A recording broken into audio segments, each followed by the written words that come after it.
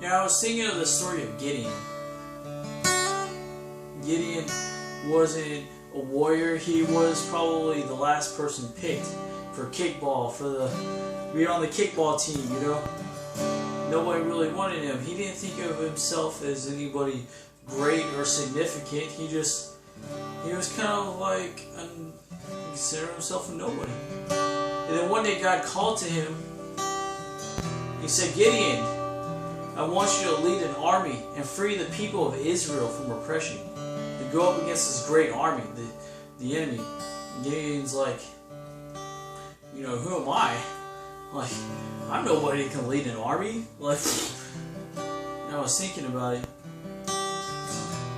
And the army was like, the enemy was probably, I don't know, I can't remember what the scripture says, like 10,000 men, some huge number. And you know, Gideon was already afraid. And so he brings up this army.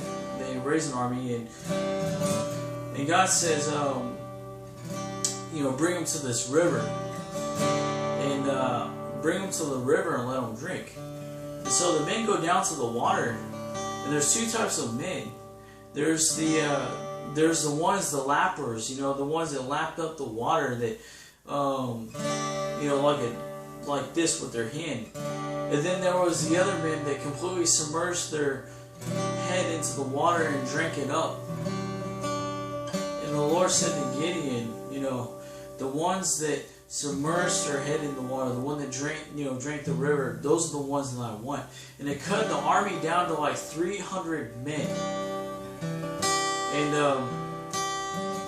And Gideon's like, he's like, 300 men? What are we going to do with 300 men, you know? How are we going to go and conquer 10,000 men with 300 men? Or whatever the number was, you know? And so, you know, God told him to send down spies to the camp. And the spies were listening. And God had sent this fear over the men in the camp of the enemy. And they were having nightmares and these fear of the Israelites. And the spies came back and they reported it. And so Gideon saw that the men were already afraid and fearful, and they got encouraged and took over, ran down there and won. The enemy went running away before they even saw him. But the biggest part, the most important part of that story was, you know, the ones that got picked,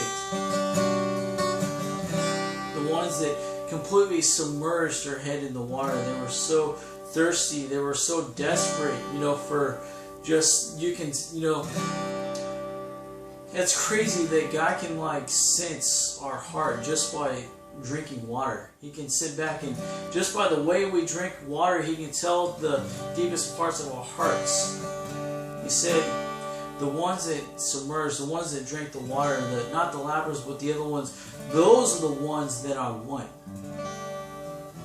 And some of us, we know the feeling of rejection, the feeling of fear, over and over and over, people rejecting us just by the way we drink water, by the way we sit, by the way we talk. We feel like we're the outcasts of society, but you know, God said, but those are the ones that I want.